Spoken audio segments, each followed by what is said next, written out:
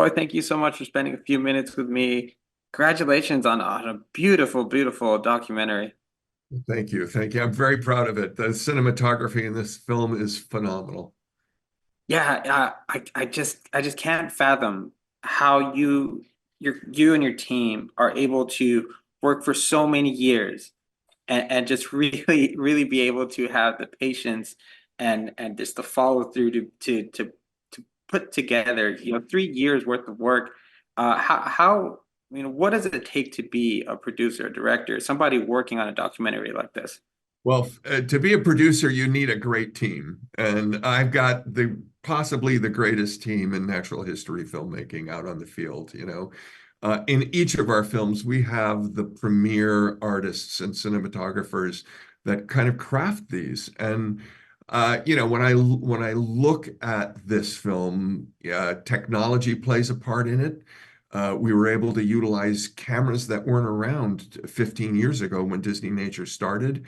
We were able to find remote cameras that we could control from up to a mile away, which makes it much more comfortable for the tigers, which is, by the way, the most elusive animal to film in the wild of any animal.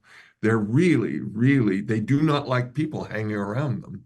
So it was really terrific because we started this movie at the time when we were able to have the equipment to actually get as up close and personal as you do. People will never have seen anything like this on film before. Oh yeah, yeah, definitely. You guys have shots from inside the tigress's cave. You guys have, I mean, just you guys are following drones and yeah, we can see that.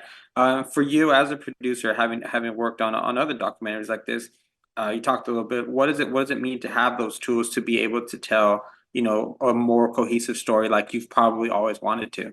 Oh, it's always amazing to me. And again, I have to lean on my team who is out in the field. They are the experts in terms of behavior. They're the experts in terms of cinematography. They're the experts in terms of understanding how the animal will react to certain issues. And so these guys are the explorers of the 21st century, as far as I'm concerned. And when you have the technology and you have the artistry, you can do anything. And I think this is a testament to that. Tell me a little bit about the flexibility of your team because you guys are shooting in India. You guys are shooting an animal who, like you said, is very, very elusive. And really because you're really following the nature of it, things could change at any moment. Maybe weather, maybe you lose an animal at sight for a while. How do you go about, the daily challenges to make sure you guys can keep going forward? Well, it really is the advantage of Disneynature that we're in the field for an extended period of time. And in this particular film, we actually the shooting of this film took place over a 5-year period. We had COVID to deal with at one point and would have to pull our teams in and out depending on the level of COVID in the area. And I have to say, what these guys were able to do was really impressive. But it is being out in the field. Same thing with, penguins, same thing with elephant.